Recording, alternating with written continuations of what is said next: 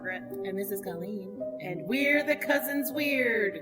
And we are at the Flower Memorial Library today, so hence the echoey awesomeness of our sounds today, because we're in this room with this huge vaulted ceiling. It's amazing. And that's why we didn't yell our We're the Cousins Weird, because we would have disturbed the whole library. Yes. So, but we are here with the executive director of the library, Suzie Renzie-Falge. Got it right? Yes. That was perfect. Thank you. Awesome. And to practice, We're really excited because this is our first interview where someone agreed to come and record it live with us. Like, we have the interview and then talk about it afterwards. Yeah. So you're the first person that actually said, okay, I'll have my voice on, which is super exciting. Wonderful. Yeah, this is all new I'm and exciting. excited to be here. Yay! Is that a microfiche? That is actually a device where, because this is our large print room, it will enlarge different documents for the visually impaired. Oh, very cool. Because I remember we do have microfilm machines upstairs. I remember using those in school, like some years ago, and I didn't know if they still used them. We do, except now that they're attached to computers, so you can save them to thumb drives or print things out instead of the old school way of, put a dime in the machine. A very sketchy image comes out on the other end. It's so funny. So we're really excited because, I contacted Suzie and said, we want to know, is the library haunted? And she said, yeah.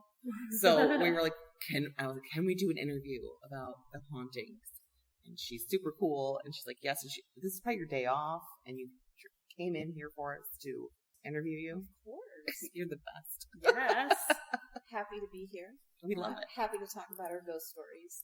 We actually have a little ghost investigation that's going to happen tonight. And we hope that, they find some more action so that we can present it to the public about I love it. Hauntings. And we will definitely update everyone after this, whatever the findings are, and it's updated. We'll let you know. Cool. So I thought we'd start out at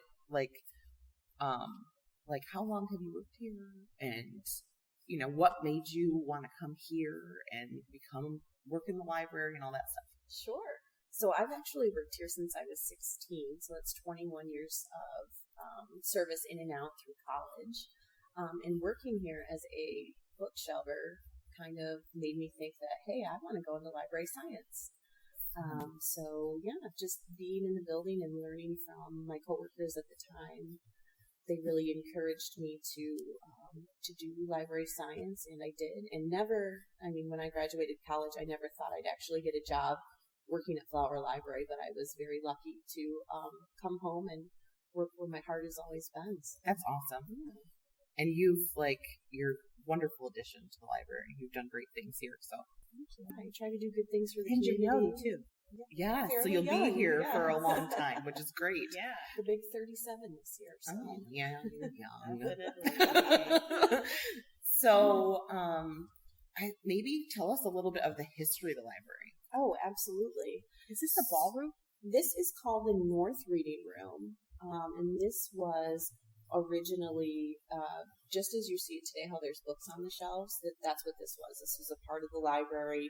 You could come in, you could sit at a big table, you could pull your books out and read. But the library itself, so in 1898, Watertown officials put out a call to build a public library because before this, there was a library at the YMCA and there was a library at the high school, but there wasn't like a public library. Oh, okay. And actually, children weren't able to check out books like littler kids. Oh. So the town officials were like, hey, does anybody want to help us build a library? Because Andrew Carnegie turned them down. And this woman named Emma Flower Taylor, who was the Govenor Roswell Flower's daughter, said, hey, I'll build your library. I've got plenty of money. Awesome. The city was like, no thanks. So a few years went by and no one else offered to pony up the money. And she was like, hi, over here, still have money to build your public library. They were finally like, okay, you can build the library. They did a charter with the city and all this good stuff. And she said, one condition, I will build you a public library if I can build it exactly how I want it. So this whole original part of the building is built from her mind. Everything that she wanted, she handpicked the artists, the architects. Just in this room alone, if you look at that mural, it's called The Open Book. It's a mural of a woman surrounded by 5 children, and the littlest child on her lap looking at the book is actually Emma's son, Roswell, who died as a baby. So everything here is very close to her heart. That's amazing. Because it's been operating since 1905 as a public library. Why did I always think that this was the house? I thought so too. I thought this was their house, and then they donated it into but they didn't. She built it as a library. That's really cool. That is cool. So, like, the rooms that are in here that are, like, marked off are just, like, what it would look like in that time it was built, right? It's, like, showing...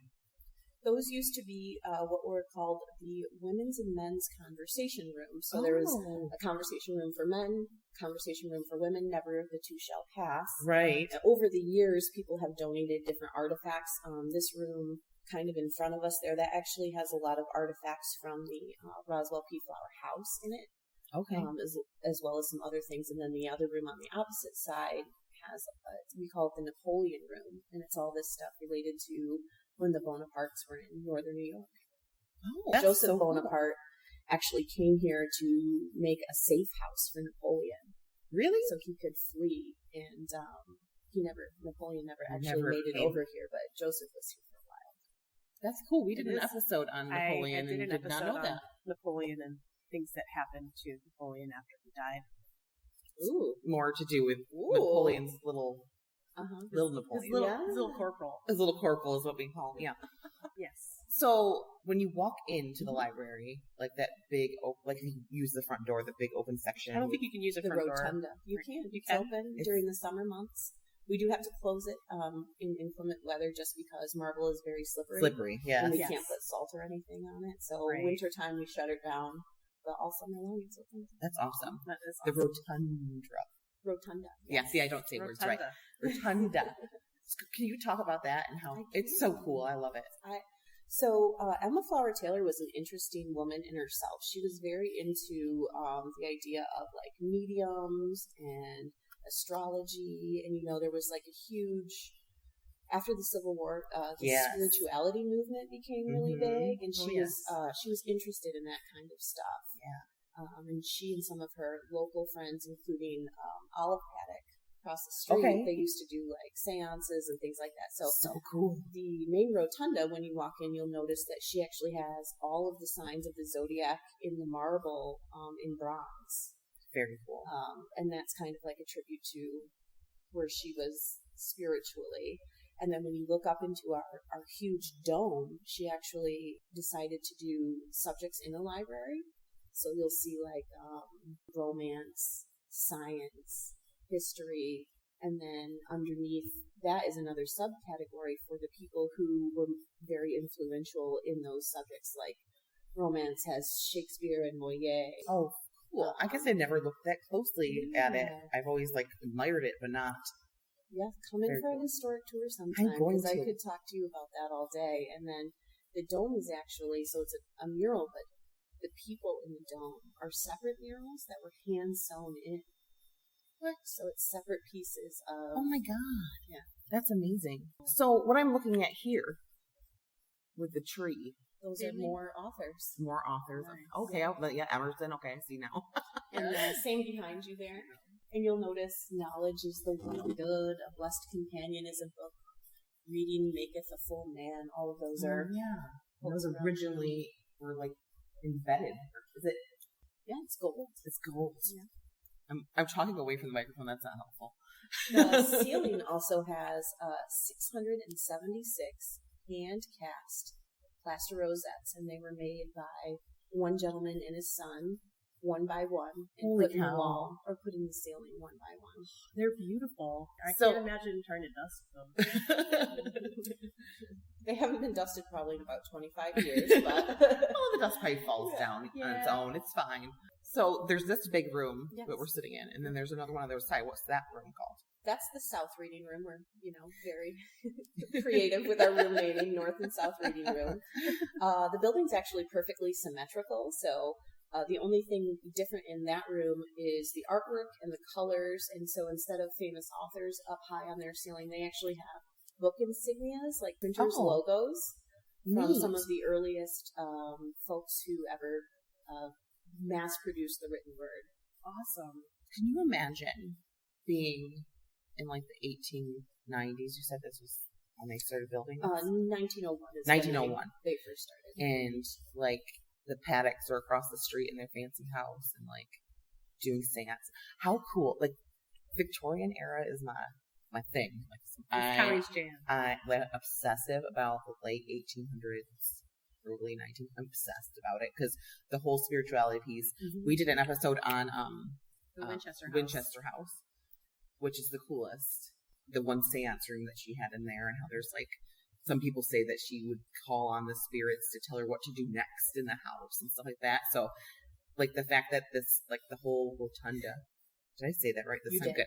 The whole rotunda is built off of the idea of that. Is very cool. I like that a lot. She was a pretty cool lady. She never worked a day in her life. Good for her. Had a ton of money from her father and her ex-husband, and she did not just sit on it. She spent it. That's awesome. All around the city. They used to have Trinity Church used to have that big stone building attached to it. She built that.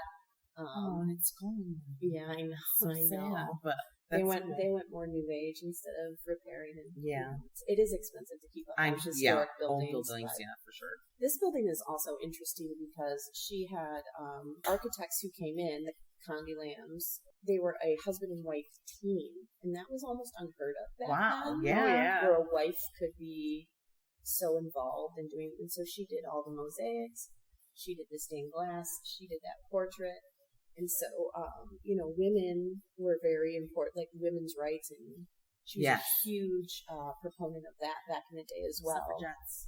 That's very cool. Yeah, very big. I want to be her friend. I want to go back. So that's why it's so cool in here, because a woman did it. I mean, obviously. Yeah. Yeah, I know, really. A man could not achieve. If you're listening and you're local and for some reason you've never come to the library, you definitely need to even if it's just to see the architecture and how beautiful it is in here. We're very lucky. This is like one of the coolest buildings we have in town. Even as libraries go, this is a beautiful library. I mean, you can go to big cities and the libraries are not like this. It's probably one of the most beautiful non-Carnegie libraries that I've ever seen. And the Carnegie libraries are gorgeous too, but not a lot of people had the money she had to be able to make it what they did. Especially for little Watertown, for what we are. And I guess back in then, Watertown was a little probably more, I don't want to say boring because that's not nice to say it like that way, but it was more. It was bustling. It was the railroad. Yeah. We had more millionaires per capita because of the water power from the Black River running all of those plants up and down. So it was a different kind of place than it is maybe today, where we're kind of not a lot of people know where Watertown is. You're like 30 minutes north of Syracuse, or an hour north of Syracuse, 30 minutes south of Canada. I remember when we got a Target. Yeah, right. Well, I remember we got the mall. I remember when we got the mall. Yeah. So, the mall came. Yeah, and we got a Taco Bell. What? Yeah. So we were, we didn't have much, but that's people really cool. People are excited now because we're getting a Chick-fil-A. Yeah, we don't go to Chick-fil-A. We don't give them money because nor Hobby Lobby. I don't do Hobby that Lobby either. No, but nope. That's another story. My mom. It's another podcast. I know, right? A whole other. My mom won't even. I know it. Buy a thing from Hobby Lobby. No, I know it. It's fun. She's like, because I told her, don't buy from Hobby Lobby. She's like, why? Because they're anti-LGBTQ. And she's like, okay. And my mom, who's in her 70s, is a and they won't let women, if they work there on their insurance, get birth control. Yes, that's nonsense. Yeah. Anyway, they don't believe in it. We could go on a tangent on that stuff. So that's a whole other episode. Yeah. So I'd be happy to join for that one. Okay. As well. Yes. We would like it. Okay. Tell us about some of the experiences that you've witnessed or you've heard happen in. I will, and I wanted to say too. After this, I'd love to show you guys a picture of the ghost that we actually caught on film. Oh my God! And yes. then I could email it to you if it's something you could use definitely in the future. And I definitely will after this grab pictures of different spots in the library, and just because we like to put pictures with what we talk about, like after stuff like that you've talked about, kind of go over and I'll take some pictures. That makes sense. Put the visual with what we're talking about together. So about 11 years ago, we were approached by a paranormal investigation team. And I'm sorry, I honestly can't remember the name of the team. Sorry. I think they've since gone defunct. But people had been asking for years to come in and do an investigation, and they were never into it until I was like, yes, let's do this. So we had one investigation, and it was terrifying. Oh my God. Like, I was down I'm not as afraid as I once was. Like, now I know they're friendly, they're harmless. Right. We don't really know if it's like an old employee, if it's something that's attached to an artifact. We don't know how many people are here, that kind of thing. They had never narrowed it down, but I can tell you when I was in the basement during the first investigation, they were doing the flashlight trick, which, that can be defunct or whatever. Right. That can be proven untrue, but I was sitting in a chair off to the left. Flashlights were to the right, and my cell phone battery was completely drained down to nothing by the end of the flashlight. And they were asking questions like, are you a child? Are you this? Are you that? And they would answer yes or no, yes or no. Could not bring my phone back. My husband had to do a hard restart.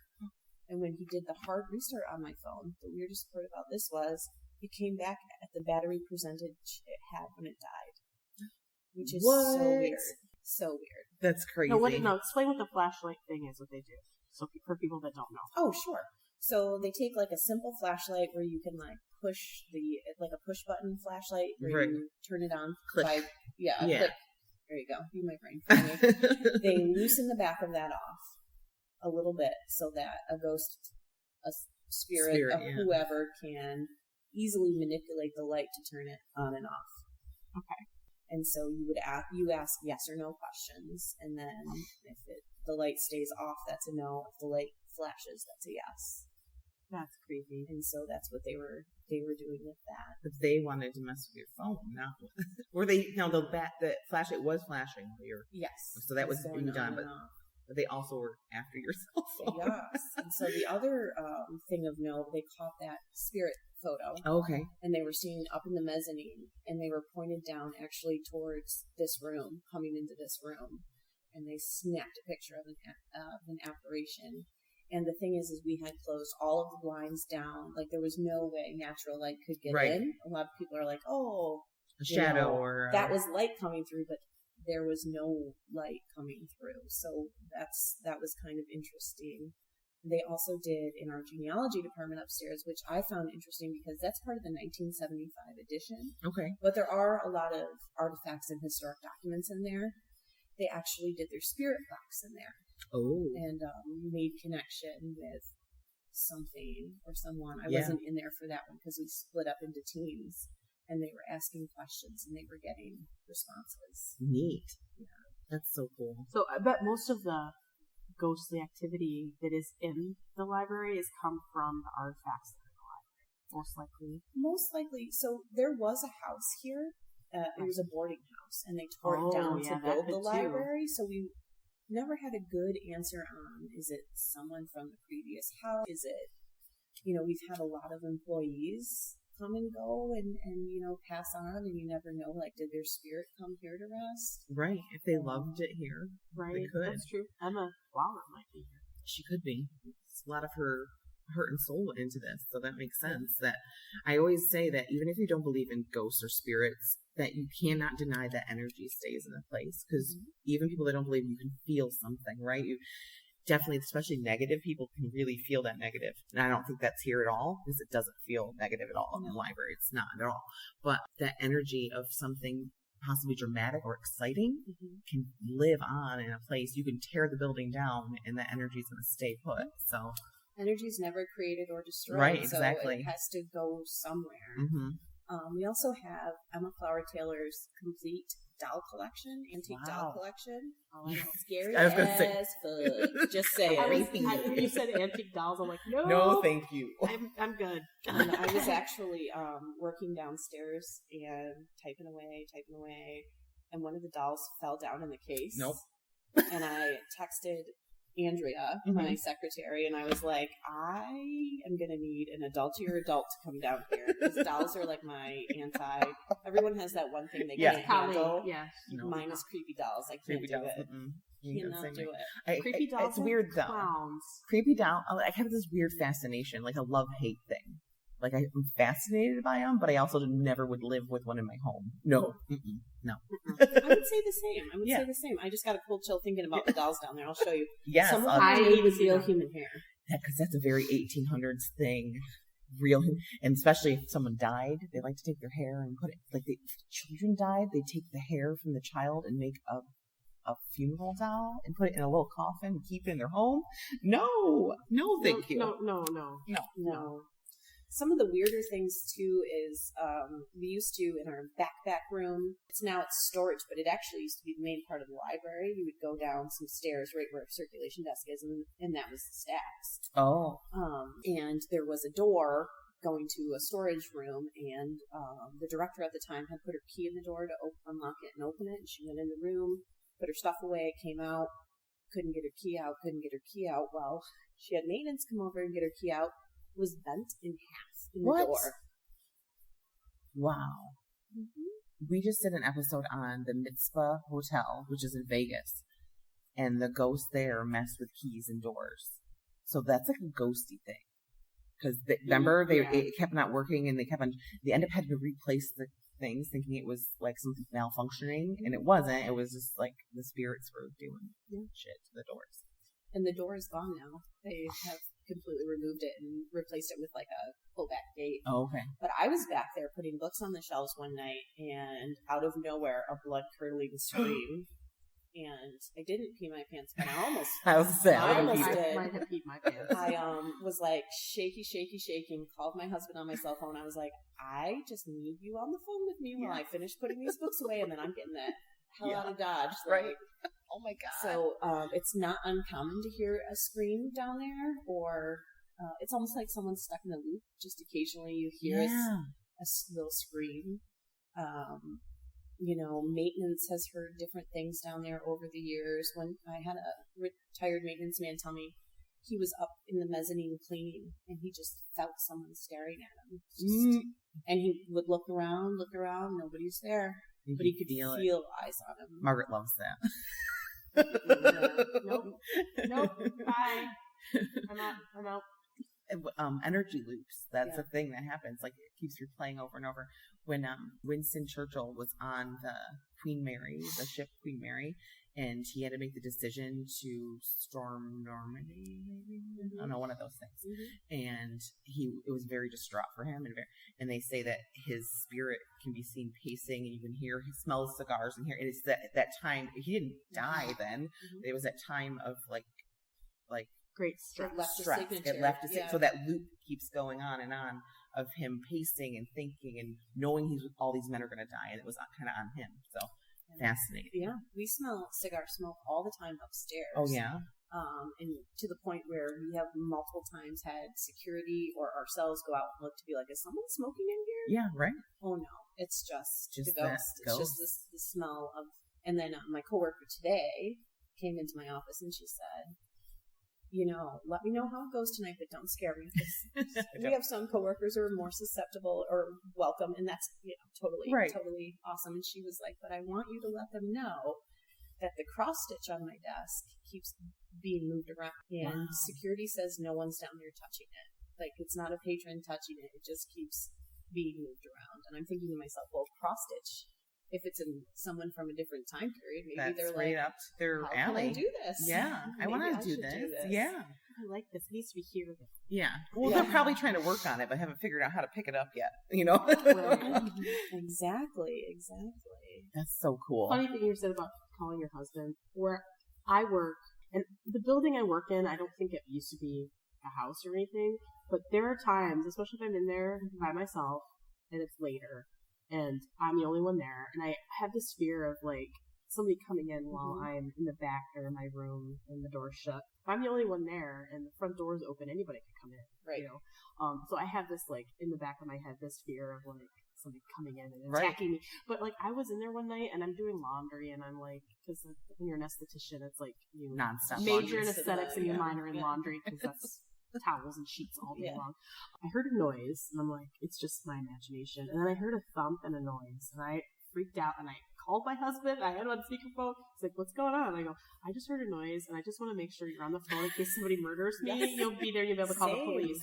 And he's like, oh, okay. You have to call our safe person. Yeah, exactly. I'm nervous. I just want you to like be on the phone. Yeah, just in case. You know, if somebody hears me talking to somebody, they're less likely to attack me. Yeah. I mean, I wandered around and looked in all the rooms and nothing. But it's like I feel you're like, I need you to just be on the phone. I'm on speakerphone. You know, I'm 99% sure nothing evil is going to attack me, but just in case. Makes me happy to hear another voice. I wonder what the blood curdling scream is for. So I don't know. We have had, we've been under construction like always because it's an old building that needs repairs. Yeah. And we've had folks like different construction employees and electricians and all that down in the basement being like, I heard someone running up and down the aisles, and I was the only one. And it was like 7 a.m. The library's not open, or I'm pretty sure I saw a child out of the corner of my eye. We've actually had different contractors in here who are like, they won't go in unless there's 2 or more of them. Wow. Yeah. And I remember when my son was little, we used to come to the library all the time, like the story hour and stuff like that. Yeah. And he'd want to go down to the basement, but he was like kind of freaked out down there. But like my son's like, he loves scary things. He always has. Like when he was little, we'd go to school and everyone else's kids' pictures have like trees and flowers in their house and their family. And my son had like vampire teeth on him and blood, and I always knew his was because it was just the way he was. Yeah. Did he like draw a 4-leaf clover that had vampire teeth? Yeah, St. Patrick's Day, the shamrock had a snail too, didn't he? Have a snail? Anything he did, they always had vampire teeth. Like he was obsessed with like anything spooky. He loved Halloween time, just like me. Yeah. Like he takes after his mother. So, but when he wanted to go down there because he said it was spooky, but he wanted to go. And I was like, now that you say that, I feel like it is a little spooky. So that's funny that you said that. That's where all the fiction is, right? Fiction, nonfiction, the ongoing book Creepy sale, dolls. the audiovisual. It's basically the entire adult collection, except for this. Right. Yeah. So that's crazy that you experienced stuff, and that's what he used to want. Yeah. Our children's librarian used to come in and set up for big events by herself first thing in the morning. And she said one time she came in and there was like an antique music box just playing. And she went all around the children's room. She looked at all the toys that could possibly make noise, and she could find nothing, but she could hear the music. But she heard it. Oh, that makes me think of reform school. Yeah. We went there. Yeah, that was crazy. So that's what I've heard though with music boxes. Like that's a great we don't even have a music box well, here. The fact there isn't crazy. one is weird, but that's a thing that happens where our music. So what road is that on? We went to the. I think I know what you're talking about. Is it off of State Street? No, it's out on almost near like where I get to the prison. Yeah, it's over in that area. Yes.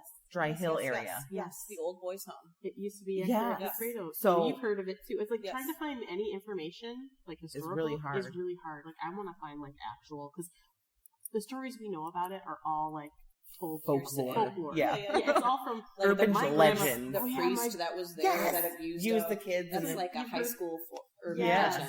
Yeah, and you go there. So we were teens. And we were like, we're going to go there at night. And of course, we're trespassing. It says no trespassing, but we're still there. Well, because you do that. Teenagers don't think with the correct. We weren't teenagers. I was in my 20s. You're older than me. I was a teenager. So we went and with a bunch of our friends because we wanted to see, because everyone talked about it was haunted, blah, blah, blah. Mm-hmm. So we go, and I'm not kidding. We saw shadow children peeking down the trees at us. There was a well that you could hear a music box playing out of the well. You could hear the music. What the hell is that? We're like, where's that coming from? And we were all like, oh, we took off. And we ran. But we definitely saw shadow children peeking behind the trees and like almost playing hide and seek with us. Shadow people creep me out, but shadow kids, they didn't scare me. It was the music that scared me more than anything. But I've never seen a shadow anything. I've had, I think it would be interesting for sure. It's creepy. But we all saw it. Like, that was the thing where we're like, it wasn't just playing with our heads, like our imagination. You know, your imagination kind of runs with it if you think you're going to see something. But we all saw the same thing. We all heard the same thing. So it was like, there was probably 10 of us there. All the buildings are still there, but they don't use the buildings. No. It'd be interesting to see if they'd be willing to talk to you. I'm sorry, I went off topic. That's all right. I love abandoned places anyway. I'm obsessed with that kind of stuff. So any kind of old, anything, I swear to God, anything built in the 1800s is going to be haunted. We need to take a trip to like Scotland and Ireland and see all the castles. Yes. Oh my God, dream come true. Yeah. That's where my people are from, so I need to go. I know. Mine too. I need to go and find a porthole and go back and marry Jamie Fraser and do the whole Outlander thing. Oh my God, yes, for sure. Anything in the 1800s, I'm like, it has to be haunted. Like, I think part of it is because of the whole like seances and things they did. It kind of, people believed it, and it captured that energy in the places they were. People just wanted so badly to connect with those relatives. They never had closure. You know, they went off to war and never saw them again. It's not like now where you can at least, while they're gone in war, you have kind of communication. Yeah. If someone's been deployed, you have communication. It's different now. But then you never heard from them. That was it. Yeah. You never had a body that came home to bury. So, yeah. Are there any other things that... Those are all of the ghost things that have happened to, like, staff and stuff. We have patrons that will come in who, you know, might be more open or susceptible or maybe have a little bit of a medium ability about them. And they'll say, you know, there's a woman in the room, and they always point to this room. Like, it's always coming out of this room, which is probably how we caught that apparition. I bet. She's a woman in white, and she's just hanging out in there. And we're like, oh, really? You know, nobody's ever afraid or it feels uncomfortable, but we've had people say, yeah, there's a woman in white, and she's just in there. That's where she'd like to come. Yeah. Books and be away from we her have horrible no husband, idea probably. who they are, though. Like, we've tried to get names or know, like, is there one spirit here? Because people have also in the basement said that there's been a child here, and, you know, is it someone who really loved the library? Is like, who are you? Child who passed away. Oh, right. Somehow connected to Is it it Emma? because there's so many. Yeah, is it Emma herself? Her brownstone still stands over on Clinton Street. Oh, really? That big brownstone. Yeah. It's apartments now. That was her original mansion. Really? And then there's a church on the other side on Mullen Street. That was her stable house. No and kidding. There was a murder that happened. What? In the stable house. So she's got a lot of connections and yeah. I would love to be able to get into that apartment building. Me because too. the other owners wouldn't let people come in and gotcha. take Yeah, tours. But it was all original in there, like they tried to keep it like this, basically. Yeah. And there were murals on the walls. I've seen pictures of the inside, and there's similarities to the library because it was her design. So very cool. I didn't know that was her. Had no clue that was also her mansion. Yep, that was her home. Yeah. And the church behind it was her stable. Her stable. Her barn. So it's just cool. funny. She had that kind of wealth. I can't even fathom it. Like, I don't understand how you live, but how cool that she did stuff with her money. Yeah, yeah. And, like... Her husband was Jack Byron Taylor, and he wasn't a good guy. Like, he cheated on her left and right, ended up marrying his secretary. Ugh.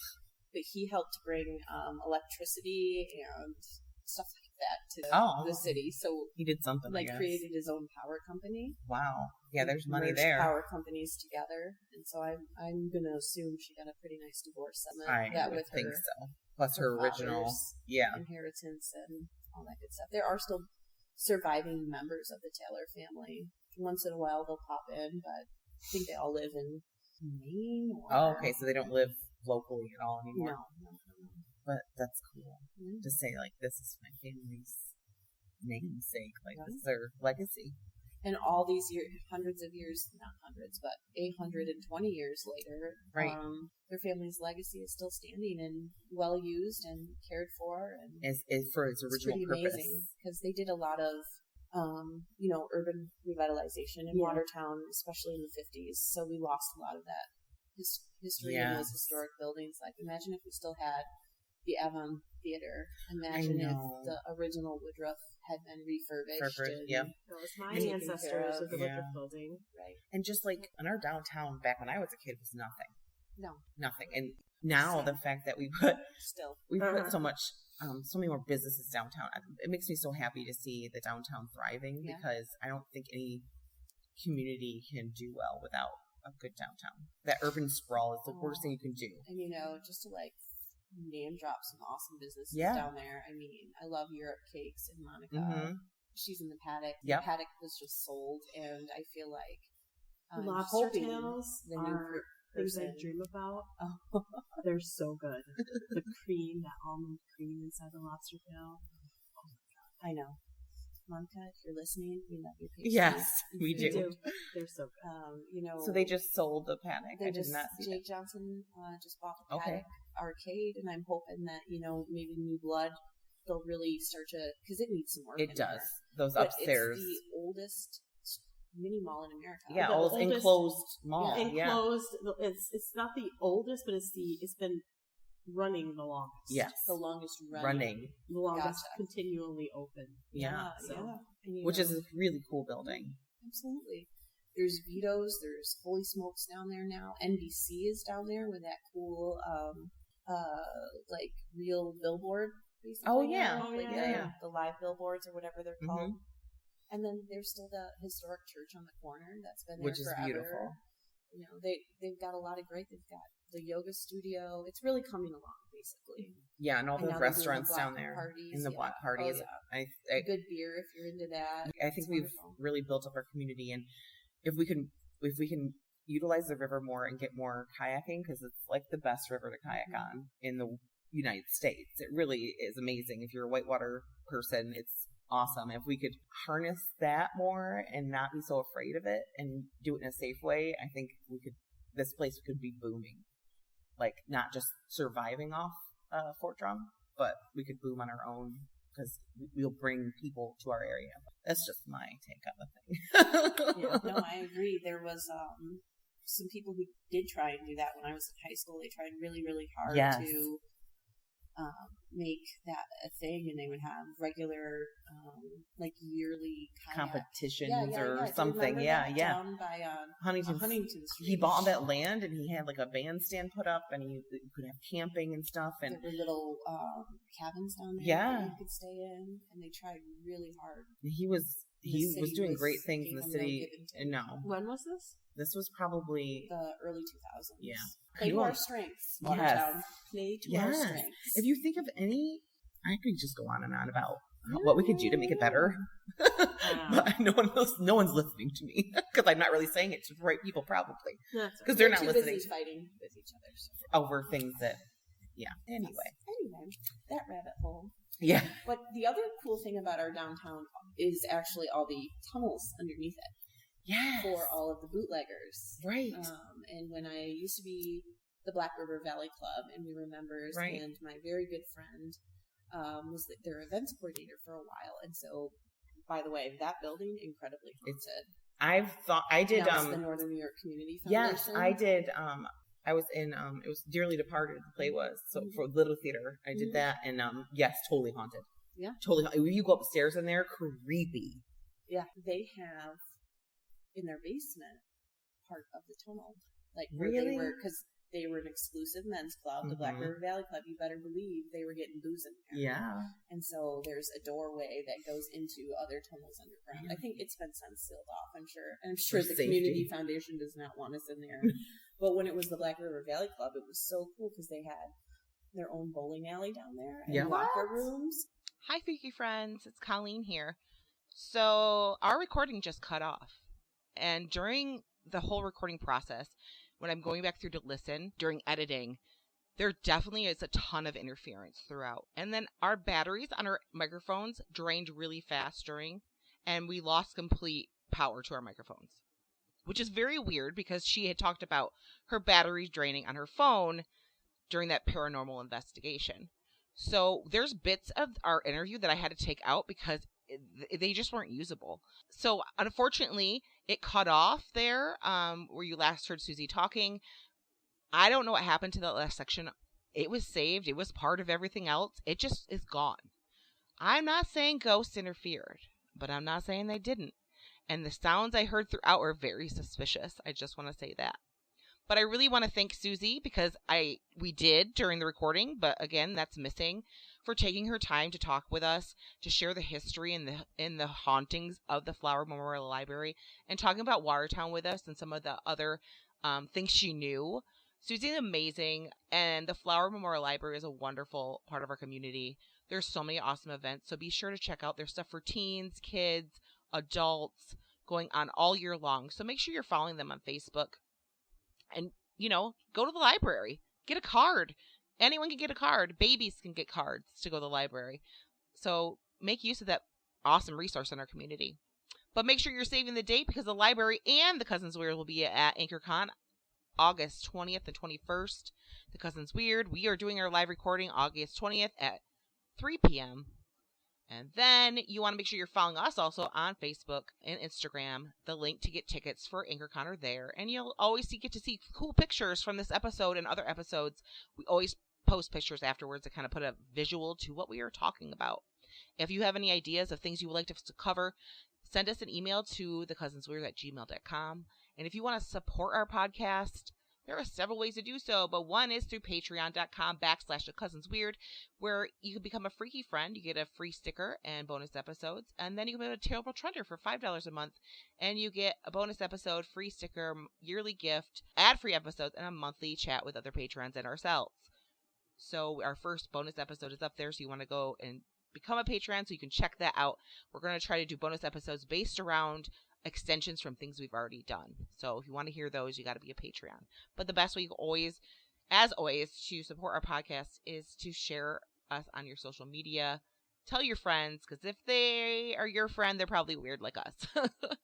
So thank you so much for listening to this episode. Thank you so much for Suzie, the executive director at the Flower Memorial Library, and the library for allowing us to go around on Saturday morning and take pictures. She gave us a tour of the basement. I got some great pictures, so go check out our Facebook. And that's a wrap. Stay freaky. Bye.